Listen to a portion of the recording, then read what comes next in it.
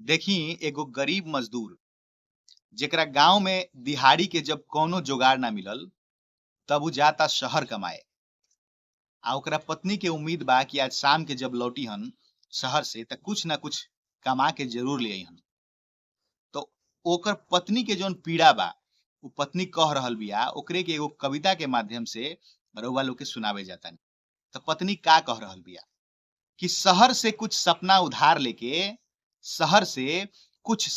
उधार लेके साँझ के 5 बजे के आखिरी गाड़ी से चलई ह।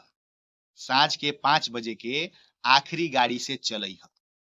आलू अभी बा, आलू अभी बा, नमक टमाटर आ तनी हरा मिर्चा, नमक टमाटर आ तनी हरा मिर्चा, देखे वाला एगो आईना, देखे वाला एगो आईना आ 20 रुपया के दाल, एक पाकिट बिस्कुट, 20 रुपया के दाल, एक पाकिट बिस्कुट, बस इतना सा बाजार लेके चलई ह।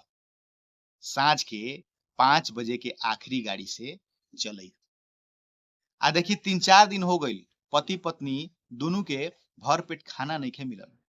तो ओमे पत्नी के का भाव आ रहल बा सुनी।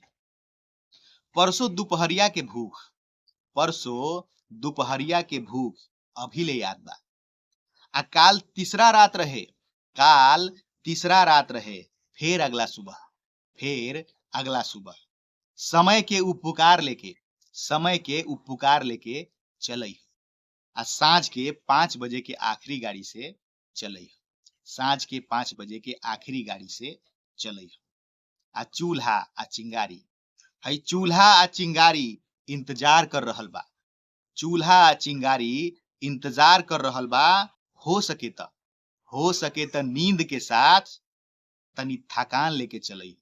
नींद के साथ तनी थकान लेके चलई ह आ साँझ के 5 बजे के आखिरी गाड़ी से चलई ह। साँझ के 5 बजे के आखिरी गाड़ी से चलई ह। देखी इ कविता के माध्यम से भूख आ गरीबी के व्यथा कहे के कोशिश कइले बानी। आ हम ई ना कहेम कि रउआ लोग एकरा के शेयर करी, एकरा के लाइक करी। बाकी अगर अच्छा लागता तो एकरा के आगे बढ़ाई।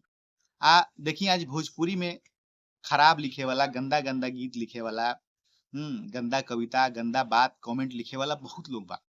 आ लोग ओकरा के बहुत लाइक भी कर रहल बा, ओकरे के आगे बढ़ा रहल बा। आज ये कुछ अच्छा लिख रहल बा, लोग ओकरा के दरकिनार करता।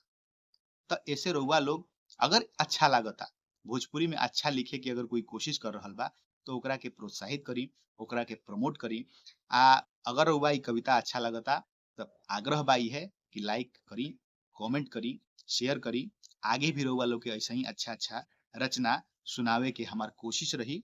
बहुत-बहुत धन्यवाद।